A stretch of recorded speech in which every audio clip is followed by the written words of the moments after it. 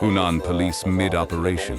Their target, a woman carrying 3 kilograms. 你们要预验他附近还有没有这个相互之间配合，包括反侦查员，你们都要注意安全。我们这么多事，大江大河都过来了，那个栽在一个黄毛小丫头身上了，你说那不是笑话吗？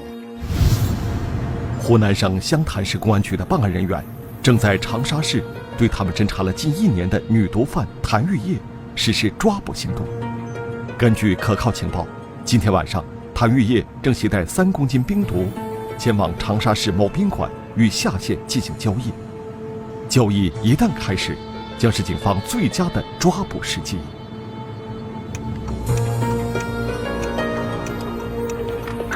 刘支队，现在那个谭玉叶到了一个的士要停了，到了一个地方，然后他准备下车了。你们也避免下车，但是远远的跟着他，看他有什么动作。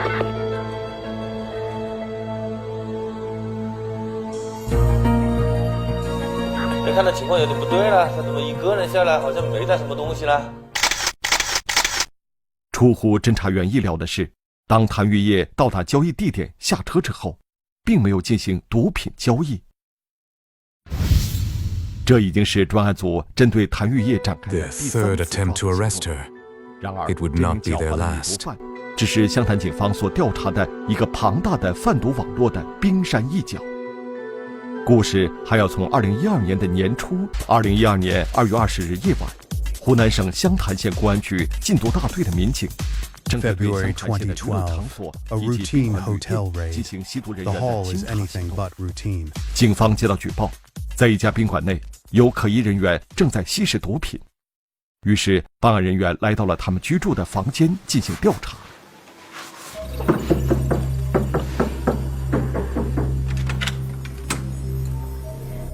进入房间后，办案人员一眼便发现了摆放在桌子上的吸毒工具，但是却没有看到毒品。面对民警的询问，这一男一女拒不承认吸毒。可是面对眼前的这些吸毒工具，他们却哑口无言。于是办案人员对房间进行了仔细搜查。终于，办案人员在房间内搜出了大量麻古。初步估计，这袋麻古的数量有上百粒之多。通过我们前期的办案了，所抓获的这些毒品呢，一般都是很少，也就是1克2克，0点几克，这个包麻古就是最多也就是20粒啊。在湘潭县查获的上百粒麻古，使办案人员意识到，眼前的这对男女绝不是单纯的吸毒人员。More than 100 pills, far beyond anything the county had ever seen. 究竟来自哪里？供货人是谁？办案人员开始对他们进行血麻古，是否与他有关呢？近几年，在湘潭警方的严控之下，湘潭地区的贩毒案件数量呈逐年下降趋势。清查行动中，大量麻古的出现，引起了湘潭市公安局的高度关注，决定由湘潭市公安局禁毒支队携湘潭县公安局禁毒大队，共同对此案进行调查。首先，有吸贩毒前科的谭超成为禁毒民警调查的重点。侦查员发现，谭超近期在长沙、株洲和湘潭3地毒品交易频繁，而且他的上线和下线毒品交易网络人员众多，结构复杂。他做毒品的那个品种多，有冰毒、麻古啊，其他的可能其他的 K 粉呢可能也做啊，而且量非常大。他是不欠上线的钱，下线可以欠他的钱，还是比较讲信誉的，所以他那个生意他做的。A network of more than 20, supplied through 3 channels. Police want them all. 谭超的活动规律，并且掌握了他贩卖毒品的大量证据。一旦谭超再有交易，办案人员便可以对他实施抓捕。但是在经验丰富的湘潭市公安局禁毒支队副支队长刘刚毅看来，此时并不是抓捕谭超的最佳时机。首先要钱不能清楚，他到底有多大，对吧？能够到几层？专案组发现，在以谭超为中心的贩毒网络中有3条供货渠道。第一条联络人代号为玉老板，第二条联络人代号为曹哥，第三条的联络人名叫杨波。其中玉老板和曹哥都是从广东进货贩卖到湘潭，而杨波的进货地点在云南。在这3条供货渠道的支撑下，一个人员数量达20多人的贩毒网络在湘潭蔓延。而此时摆在湘潭警方面前的难题是，由于这些贩毒人员联系密切，一旦抓捕了部分成员，就势必会打草惊蛇，从而加大调查的难度。我们要追求的话，就是一网打尽，把所有的人员把案子办成铁案，这就是我们要追求的。可是面对这个人员复杂的贩毒网络，办案人员如何才能将他们一网打尽？究竟应该从哪里入手呢？2012年9月某日上午，曹金榜带着严其玉从湘潭来到了广州，随后2人到了某步行街附近。曹金榜让严其玉在一家饭店外等候，独自一人前往约定地点进行交易。当拿到毒品后，曹金榜便让严其玉在饭店卫生间内帮他试毒。原来严其玉一直以来都是曹金榜的试货人。曹金榜从买家手里拿到毒品后，严其玉便进行注射或者吸食。在确认毒品无误之后，曹金榜再向供货人的银行账户汇款，完成交易。而每次严其玉帮曹金榜试毒，获得的报酬只是少量的毒品海洛因。看到他们2个人街头。而此时，远在650多公里外的广东省广州市，另一组侦查员正面临着一个更大的难题。A 24-year-old 在以 woman. 谭超为中心的贩毒网络中，有一个神秘的供货人，代号玉老板。经过秘密侦查，办案人员已经摸清了玉老板的真实身份。他真名叫谭玉业，湖南省新宁县人。据警方获得的情报，谭玉业每次交易的毒品重量都在1公斤以上。不过，令专案组难以置信的是，这名叫玉老板的毒贩竟然是一名年仅24岁的年轻女子。年纪轻轻，贩毒数量之大，为谭玉业提供冰毒的人究竟是谁？谭玉业又是怎样的一个人呢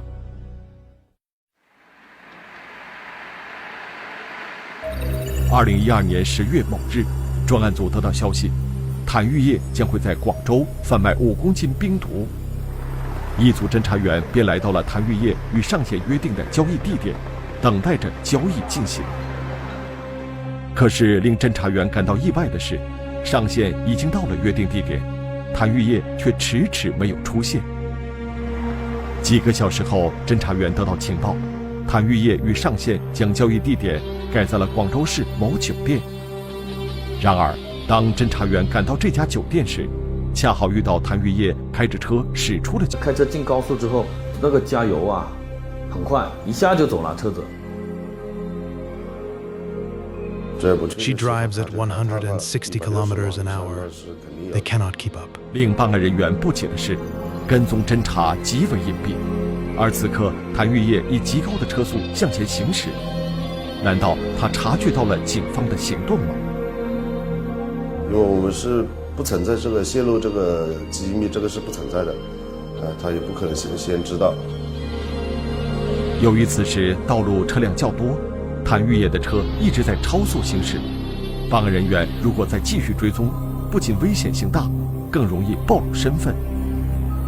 一旦办案人员惊动了谭玉业，警方对整个贩毒网络的侦查行动会受到很大影响。于是专案组果断决定放弃这次跟踪。按道理来说，而且我们掌握他的情况来说嘛，他的那个反侦查意识也不算特别强，还是不是很了解嘛？对他这个人呢，包括他的性格，包括他的生活习惯，都不是很了解。2012年10月的一天，专案组接到情报，谭玉业将在广州市某山庄别墅与上线唐嘉林进行交易，交易时间约定在凌晨2点。于是，侦查员静静地守候在别墅附近， Another stakeout, another no-show.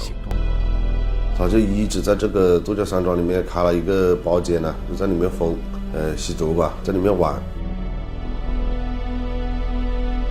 经过漫长的等待，凌晨2点已经来临。可是令侦查员们感到疑惑的是，谭玉业的上线唐佳林并没有如约而至，并且办案组经过侦查发现，谭玉业并没有再次联系上线唐佳林，另行约定交易的时间和地点。这个东西我们也感觉到疑惑，也是他的这些行为反常嘛，他就没得规律性，没得规律可找。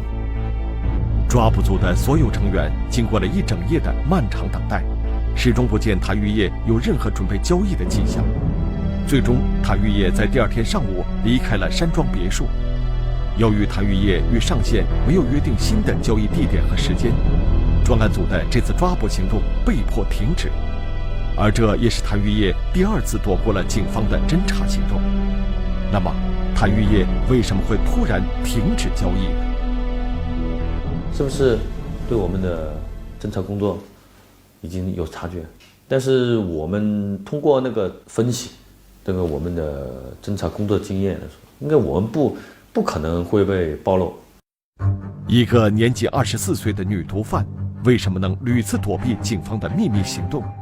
她的身上是否还隐藏着警方没有掌握的信息？为了深入了解谭玉业的性格特点和活动规律，专案组继续对谭玉业的一举一动秘密监视。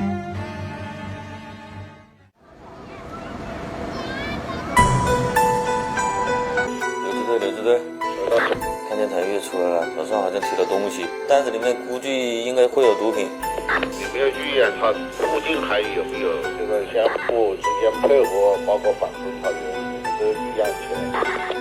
2012年11月的一个夜晚，专案组得到确切消息，谭玉业将携带A taxi, 3 kilograms of crystal meth left on the back seat. 侦查员迅速对谭玉业进行跟踪，只要交易如约进行，办案人员便可以将谭玉业和谭超一举抓获。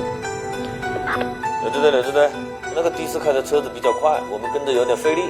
你看那边有没有其他的人员可以支援一下这边？我叫另外第2个组配合你们。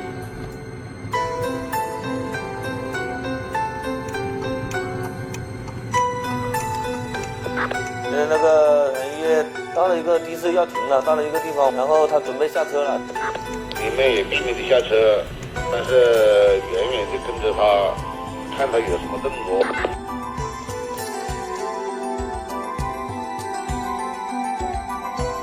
看到情况有点不对了，他怎么一个人下来，好像没带什么东西了？出乎侦查员意料的是，当谭玉业到达了交易地点下车之后，手上竟然没有提任何物品。他确实是没提什么东西，就没看到这个毒品。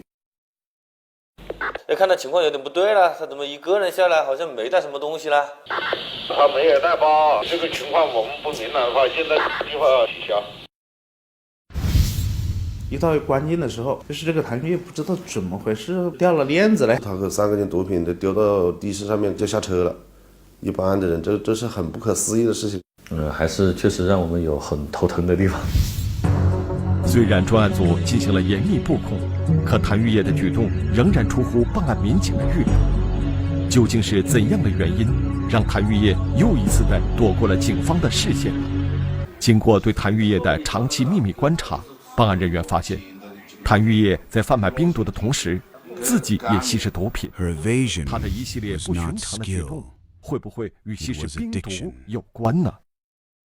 本身吸食毒品呢，那个毒品对这个神经啊，人的大脑还是有影响，但有的这个思维和那个就异于常人嘛。所以说他吸了毒的话，因为他亢奋了的话，即使闲到哪里，他就住在哪里。专案组在广州的侦查行动已经持续了将近半年，几次抓捕行动的失败，让专案组感觉到了案件侦破的难度。由于谭玉业每次交易毒品的时间间隔较长，一旦抓捕行动失败，专案组就要再经过长时间的侦查，才能确定下一次的交易时间。实际上我内心的话很煎熬。就在专案组加紧制定侦查计划的同时，另一路在广州的侦查员传来消息，谭玉业在广州的住所已经确定，并且他将在2013年1月23日与上线唐家林有大量毒品交易。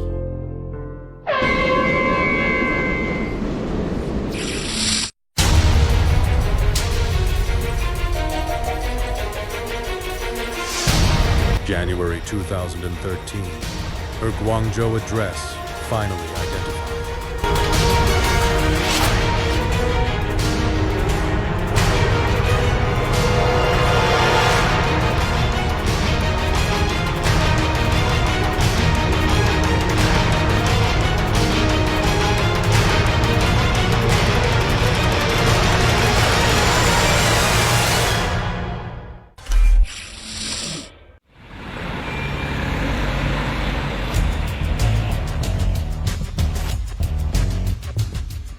情报显示，这个位于广州市天河区的高档小区，便是谭玉叶在广州的住所。此时，办案人员还不能确定谭玉叶居住的具体房间号，但是已获得确切消息：今天下午，唐家林将会在谭玉叶家中进行交易。而此时，如何才能在如此密集的楼群内锁定犯罪嫌疑人的交易位置呢？他们那个小区不有地下车库吗？我说你赶快到那个车库去看一看，有没有他的车。于是，办案人员兵分两路，分别在地下车库和小区院内寻找谭玉叶平时驾驶的那辆高档轿车。然而，要在庞大的小区中很快找出谭玉叶的车，并不那么容易。经过近20分钟的仔细寻找，侦查员终于在地下车库发现了谭玉叶的车。巧合的是，仅几分钟后，谭玉叶便与一名男子向他的轿车走来。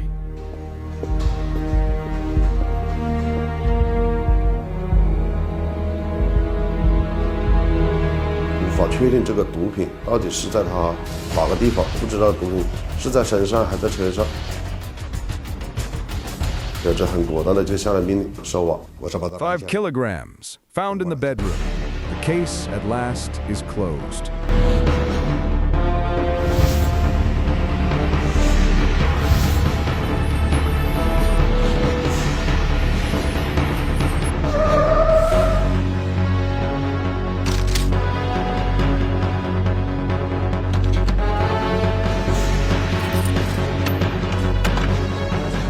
办案人员在将谭玉叶的车截停之后，立刻进行了仔细搜查。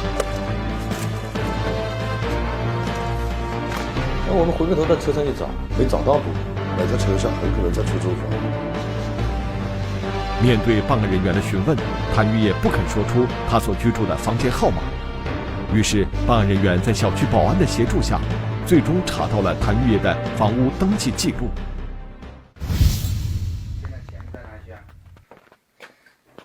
涉嫌毒品放在家里面，有没有？我不知道，大哥，这个是我弟帮我老妈租的房子，我住在5仙花园。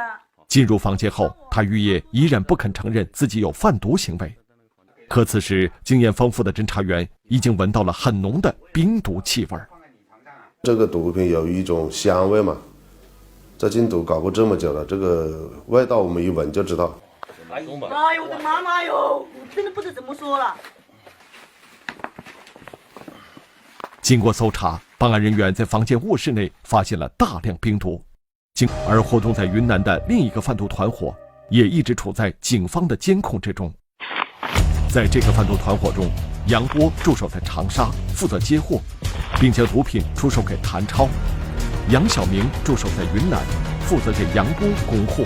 A third supply line, drugs smuggled beneath cattle 这是 on 杨波的 trucks 助 from 手 Yunnan. 在长沙向云南的供货人杨晓明汇款的监控录像。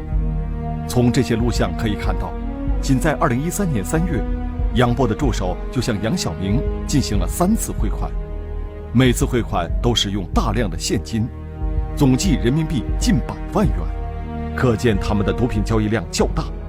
而如此大量的毒品又是怎样从云南运到湖南的呢？侦查员发现，杨晓明在云南某地经营一家养牛场，饲养着数十头水牛。每当杨波在长沙大量汇款之前，杨晓明都会运一车水牛去长沙。这是办案人员秘密拍摄的录像，每次运送水牛之前，杨晓明都会临时租赁一辆大卡车。为了保证运送中水牛站立稳定，卡车的货箱中会铺放大量泥土。而就在出发之前，杨晓明便会在卡车司机不知情的情况下，将大量的毒品掩埋在货箱中的泥土下面。2013年5月13日，当杨晓明再一次向长沙运送毒品时，办案人员在云南警方的协助下截停了这辆卡车，并在卡车的货箱中搜出了大量毒品。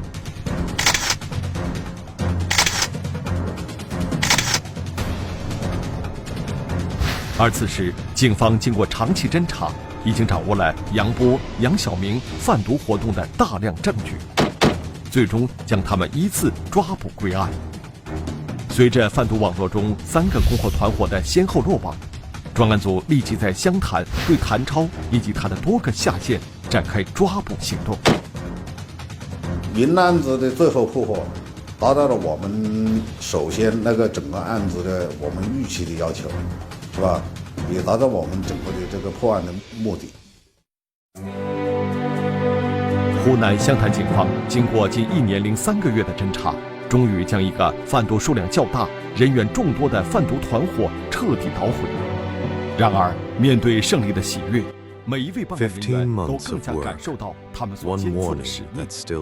愿人们时刻保持警醒，远离毒品，珍爱生命。